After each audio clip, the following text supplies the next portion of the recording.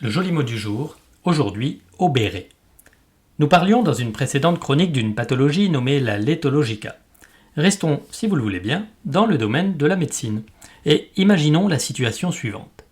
Un chirurgien ORL, spécialiste donc de la sphère oreille-nez-gorge, qui serait appelé à conduire une intervention de chirurgie de la cloison nasale du duc de la Ragounas, lequel, rappelons-le, est nanti d'un appendice qu'on pourrait qualifier de croisement entre celui de Cyrano de Bergerac et celui d'Alain Prost, vous voyez un petit peu.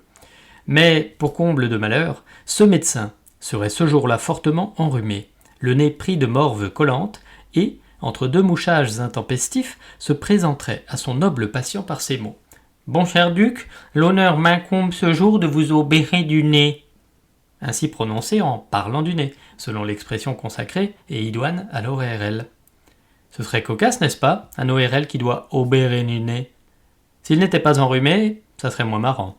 Bien que, s'il ne l'était pas, ça ne voudrait plus rien dire. Obérer du nez, n'importe quoi, Seb. En vrai, et trêve de plaisanterie, obérer, ça veut dire quoi? C'est bien le genre de mot que l'on rencontre peu dans le langage courant. De fait, son usage est vieilli, on s'en serait douté. Il nous vient du latin oberatus, qui signifie endetté. Ainsi, employé sous la forme d'un verbe transitif, il signifie accabler d'une lourde charge financière, endetté jusqu'à la ruine.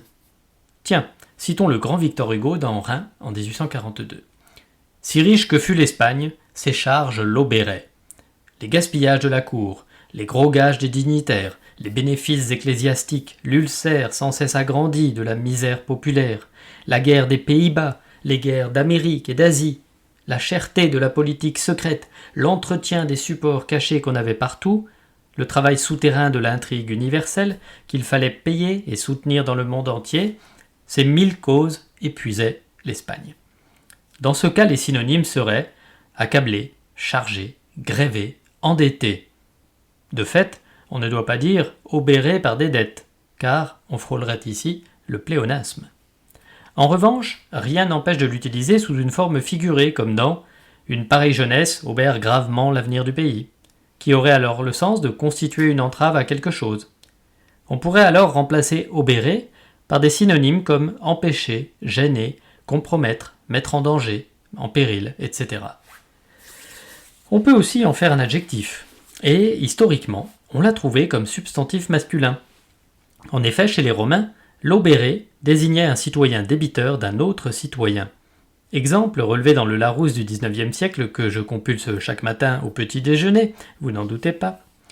On y trouve « l'obéré devait son travail ou la location de ce travail à son créancier ». A l'inverse, on ira même jusqu'à rencontrer le substantif d'obérateur pour désigner une personne ou une entité qui impose une charge, un fardeau ou une dette.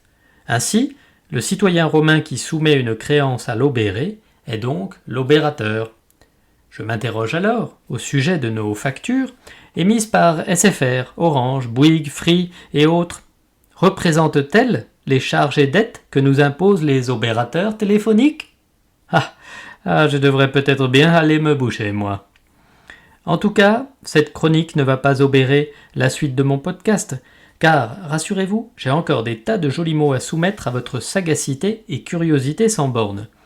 Et j'espère que l'obération du duc de la Ragounas se sera bien déroulée, sans quoi il risquerait d'avoir une sale tronche. Quoique, ça ne pourrait pas être pire qu'avant. Ave César, ceux que tu as obérés te saluent.